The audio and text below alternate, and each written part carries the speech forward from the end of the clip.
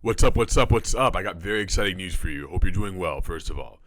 Want to let you know that two bomb-ass prints, are now available in my store. domrapper.com/prints. One brand new print that just dropped is the portrait I did of JPEG Mafia. Portrait of JPEG Mafia. You think you know me? I'm getting a lot of good praise for this. This thing is getting a lot of love. I really appreciate it from you all. Great comments, great support for this. People are already buying it. You're already checking it out. I love it. It's very nice and kind of you guys. This is a drawing I made that's pretty intense and heavy, very reminiscent of Peggy's music. You think you know me? It's on 14 by 14 inch high quality matte paper. It's going to look really, really great on your wall.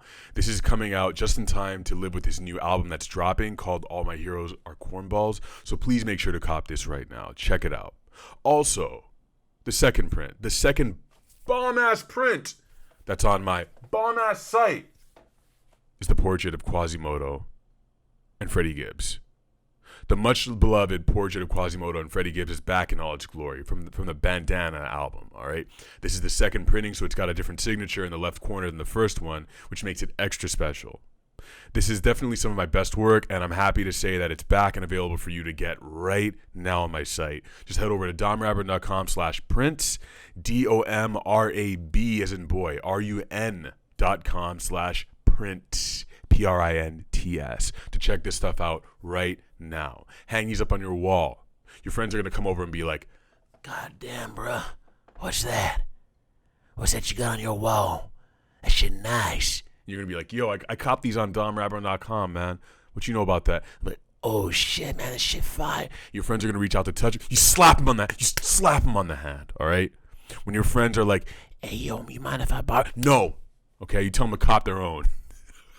Okay? Make your living space prettier, all right? Impress your friends. Most importantly, though, thank you for supporting good art. Thank you for supporting me and making it possible for me to do more of what I do for you. Hang some cool shit up on your wall, and you think you know me? Thanks, y'all. Hello, everyone. This is Dom, your favorite artist, your favorite animator, your favorite designer, your favorite necromancer, and this is Dom's Sketchcast. Shout out to everyone listening on iTunes and Spotify. Shout out to everyone watching on YouTube. YouTube.com/DomSketchcast. That's not the actual URL. I just wanted to say that. Today I'm drawing from an old portrait and adding to it to create a new portrait. That's how we do sometimes. That's what you got to do on occasion. You go back from whence you came to create whence you're going. You read Shakespeare one time and you're going to start talking like that. From whence he cameth, he cometh, and he wenteth away. Gonna doodle a little bit. You know, obviously, if you're listening to this on iTunes or Spotify, this is a primarily visual show, so you might want to give it a little peek when you get the chance. You'll get to see the final product eventually, but this is the work in progress. You know, someone recommended this to me on IG, which is why I'm doing this. I asked someone who had bought a bunch of prints for me before. I was like, "Hey, what are some of your favorite prints from before? What would you want to see me resurrect?" And he was like, "Oh, the Heart Part 4." So shout out to whoever you are. You know who you are. I forgot your name. You're my Instagram DMs forever. You know, someday IG will have to delete DMs. They're going to have to delete all the content that's in there. It's either like just think about the fact that it's not going to exist someday for one reason or the other. I don't know what that's going to be. Like, we can speculate. And my prediction is that it's going to be some kind of large tech war in the future. Some kind of Cold War number 2, but way more devastating. You know, we all kind of have this perception that we're never going to have something like World War II ever happen again. But I tend to not agree with that because because I think a lot of humans are inherently tribal, greedy, even when it comes to information, and I think there's, in many ways, I'm not a super political guy, but I think that there's some organizations and countries that are just biding their time to be able to take someone else, take someone over, and it's not going to be like it used to be. I think it's going to be like internet based. It's going to be the internet wars. The internet wars. We hired David Lynch to score the whole thing. We hired David Lynch to follow around the soldiers, the IT soldiers, with their cyber helmets on and their cyber guns. And I made a film out of it. And it was called The Cyber People, The Cyber Soldiers. This is what happens when you record early in the morning. You just got to ramble. You just got to keep going. You just got to keep living. You got to keep existing. You got to keep doing it. I hope you did something creative today. Or maybe you're one of those watchers who I just became aware of. A lot of people watch or listen to this show and don't draw. You don't draw, and you just kind of like watching me draw or like watching me talk, which is completely fine. Even though you're a damn creep. No, I really like that. I appreciate it. Appreciate the support.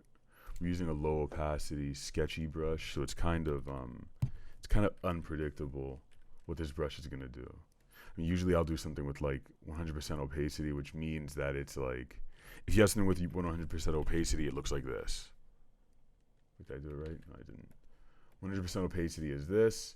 For comparison, look at 20%. It's lighter. You can paint over it. You see that? That's what opacity is. You're going to have to learn that for Photoshop. If you have any desire to draw digitally, you should know that. In and out. That's just one of those principles. One of those elements of art and elements of drawing. All right, we're at the 5-minute marker, so I'm going to start answering some of your questions. But first, got to remind you guys, if you want to support this show, patreon.com/valet is the way to do it. Patreon.com/valet is a place where you can get a bunch of stuff. Exclusive vlogs.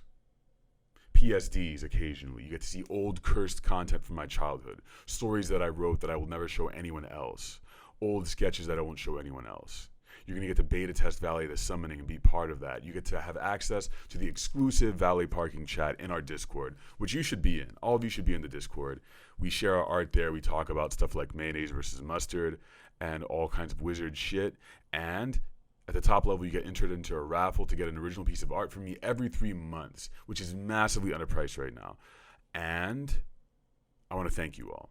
Even if you want to just jump in and just donate $5 a month just to support what I'm doing, I really appreciate it. It goes a long way. This thing is always changing. The tiers will be changing, and I'm going to be keeping you guys updated on that. Shout out to all you patrons. And one other thing I wanted to mention is that I'm always going to prioritize patrons that ask questions. If you ask a question and you're a patron, you're way, way, way more likely to get your question answered, even if it's something silly about Jigglypuff. Actually, I don't know. I'm not answering any more Jigglypuff questions. Don't ask me nothing about Jigglypuff, okay? If you post in the comments about Jigglypuff, you're going to end up in the dungeon. You're going to see what I mean by that. Okay, so we're going to answer some questions. If you have questions for me, the best place to send them is ask@domrabron.com. Ask@domrabron.com, because then I have you all in one place, and then I can send you a little gift. Perhaps I want to send you a Valet the Summoning card. How am I going to send that to you if you're sending me shit on IG? Now, you can send me questions on there. You can send me questions on Twitter and all that stuff as well, but ask@domrabron.com is the best place to ask me a goddamn question. Got our first question from a new patron called Lowest Heaven. He submitted this question through the Patreon Valet Parking chat, which I mentioned earlier. You want to be there. You want to be involved. You want to support me, support this thing that we got going on. Patreon.com/valet. Okay, that's all I'm going to say about it. I'm going to leave it at that. Lois Tevin asks, strange question, but I like strange questions. That's what we do here. If you were a tea bag, I assume that's what you meant. If you were a tea bag, what ailments / conditions would you alleviate, and how would you taste? Why the fuck not? It's a two-part question. So I think I would taste like sleepy time tea or chamomile. And the ailment / condition I would alleviate is death. You knew I was going there. You knew I had to do that necromancer thing to him. If you drink the tea that is flavored like me, if you drink the tea, you'll be resurrected. You're going to hop out of that grave, out of that sarcophagus, wherever it is you are. You're going to be like, boing, I'm alive now. God damn, that tea was fucking good. I'm glad I had Dom's tea buried with me in that damn casket. Or if you're a pile of ashes and you pour that tea over them, it's just going to brrrr, and you sprout right out of there. Right back into the world of the living. So you can go around doing your thing. Second question from Lowest Heaven. What are the customs of the tribe that use you, if that makes sense? I will draw this, so be thoughtful. Don't tell me to be thoughtful, motherfucker. I'm always thoughtful. All right? I'm always sick with the thoughts. This was a difficult question. It doesn't make quite a lot of sense. I can try to understand and extrapolate what you mean by this and give it a shot. I think the tribe is you all. You know, it's those of you who support me through either just watching or watching, commenting, telling a friend about this stuff, which is pretty big. Those of you who will eventually be at my live shows, you know, getting validated summoning cards and creating with me. I think that's my tribe, is creators, specifically creators who are internet native. You know what I'm saying? Median age probably 21 to 25, something like that. So I think the customs are, in short, creativity and sharing ideas. The customs of also being anxious. I think there's a lot of, honestly, I think there's a lot of trauma and mental illness and mental health awareness. There are a lot of LGBT people who watch my stuff and are part of this tribe. I've seen a lot of people who are just, I mean, it's not even an LGBT thing. It's just about being on the fringes. I think there are a lot of people who are maybe prone to depression or fatigue, but are ultimately optimistic at their core. They're very good people who maybe have gone through some shit, but believe that things will change for them. Because that's true. It does get better. Prone to sadness. They're prone to sadness and introspection. They're also prone to not liking clubs or big social events. I'm going to go out on a limb and say that as well. So those are sort of the... What was the question? The trends of my tribe, the rituals of my tribe. Rituals. I would say the ritual is above average introspection. So it's like the people in this tribe, if we're going to use that word, are the kind of people who would go to a party and sort of sit there staring at the wall or staring at their phone and thinking about, like, why am I here? But not in a cute, like, Alessia Cara sort of way, more like a, we're all going to die someday sort of way, maybe. Yeah. Thank you for your question, Lowest Heaven. Thank you. Lisa, it's your birthday. Can't get that damn question out of that song out of my head. I feel like Kylie Minogue just spit that thing into my head. Okay, so these lines are forming. And at this point, I want to just see what other colors I can add. What else would add value to this here drawing? Lots of blues here, but they're not quite saturated enough, so I'm going to turn up the saturation as we move on to the next question, which is from Julio Gomez. Where is it? Julio Gomez from YouTube asked, "How long do you think it'll take until people see meme culture as the greatest flourishing art period of our time?" First thing I gotta say is, meme culture is not the greatest part of art. You know, like there are a lot of other things I would point to as being a lot more poignant and successful in terms of creating something amazing. I don't think it's memes. I think it's I do see memes as an expression of ideas and all that stuff, but I don't think it's I wouldn't put that label on it of being the greatest flourishing art period. Not quite. I'm also not sure that it was. I mean, can I pick out one movement?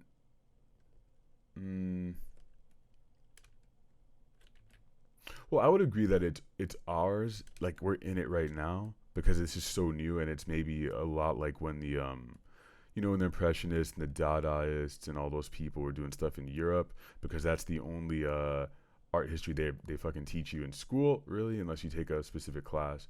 But in terms of contemporary art, I'll answer your question more directly. I think if I could rephrase that question a little bit, I think you're asking, when will memes be considered as something that art historians will study, and it'll be something that will be considered like an academic would actually look into it and potentially get a dissertation about it, or write like actively write articles, like there'll be majors about meme studies and that sort of thing. I give it about 10-15 years, because this stuff is definitely, it's cooked into our society, it's cooked into politics. Like just think about the information that's spread, and for better or for worse, through Instagram, Facebook. Like think about how your grandparents use Facebook. It's that sort of stuff that makes me believe that it'll happen eventually. But memes are memes. I think their quality is, and people would disagree with me on this, which you can. You can disagree with me all the fuck you want, but we're gonna need a Warhol. We're gonna need a lot of people to actively try to change the stigma around memes just being something for children, or something that doesn't have any artistic merit. It's gonna take a little bit, but my short answer is 10 years. And you just hit start, or you hit triangle, whatever it is, the Y button, and you get the menu that slowly fades up, and you get to see the character, and they're just staring at you. They're just kind of breathing, and you can just alter things. And there are all sorts of video games that do this different. For instance, in God of War, he's standing, his whole body is sort of breathing, and as you go to different aspects of him, it'll zoom in on different parts of his body and that sort of thing. With the Elder Scrolls series, you do see a full image of the person, the whole person's body, the character that you're playing. In Final Fantasy, though, which is my favorite menu, my favorite kind of menu screen, I gotta go back to FF6, FF7, 8, 10, all of those, because what they did in the menu screen is you would get to see a tiny drawn portrait of the character. You'd get to see this really cool sketch of the character that's just, they're kind of staring out at you or staring out somewhere else. And I always thought there was something very elegant. About that. How these characters are